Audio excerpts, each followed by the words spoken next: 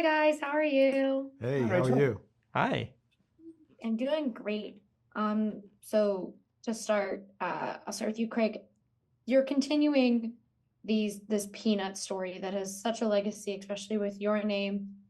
What for you has been the joy of getting to, see a different take on this? Well, the joy is kind of immense. And as I reflect back on my dad's life, he would go to the studio every day and he had this cast of characters. And I came to realize later in his life, or after he passed, that he enjoyed playing with his cast of characters probably more so than he enjoyed playing with his real children. I mean, they were his family that he literally got to play with and dictate their lives, every day. And for us, myself, my son Brian, and Neil, to get to do the same thing with his cast of characters, yet in animation, literally bring them alive due to Raymond and his team, that's a special experience in its own. And then our only mission is really to stay true to what he had created and uphold his legacy. So it's been an honor and a privilege to be able to do it. And we take it seriously every time we put pen to paper.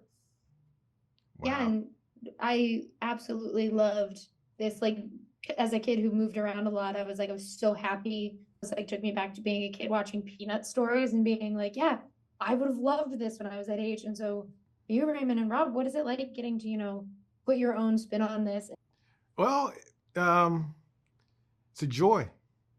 This is a magnificent end product to an incredible journey that began so long ago. You'd have to go back to 1968. You have to go back to when Charles Schulz is responding to a Jewish lady who says, you need to add a black character, and he does. And then he adds that character, and then it affects a little boy in Philadelphia who grows up and becomes a cartoonist. Not just that, grows up to become a friend of Charles Schulz's.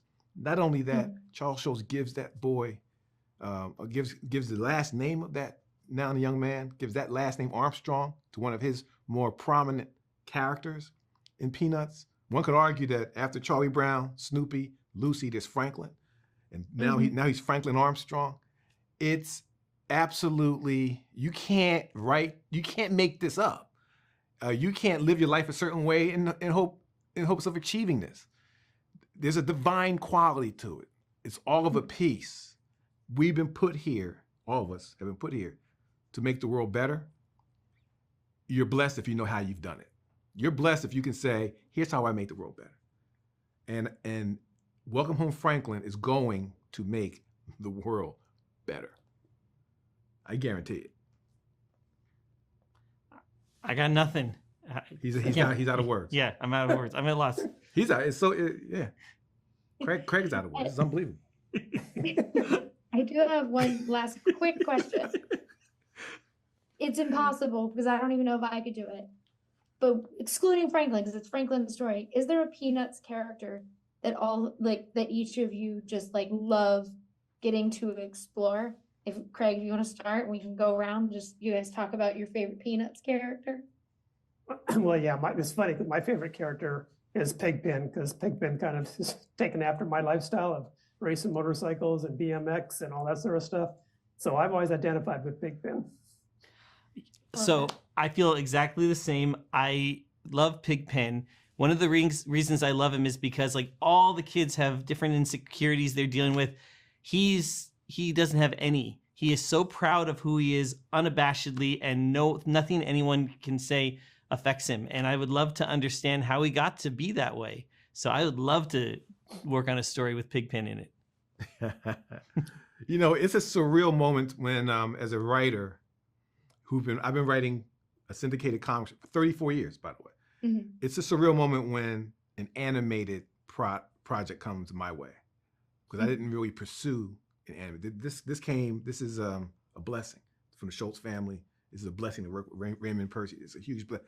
So to hear my written words coming out of any of these characters' mouths on my television at home, on my computer, it was staggering to see something I've written for Franklin coming out of his mouth, directed at Snoopy, and for Snoopy to react to it.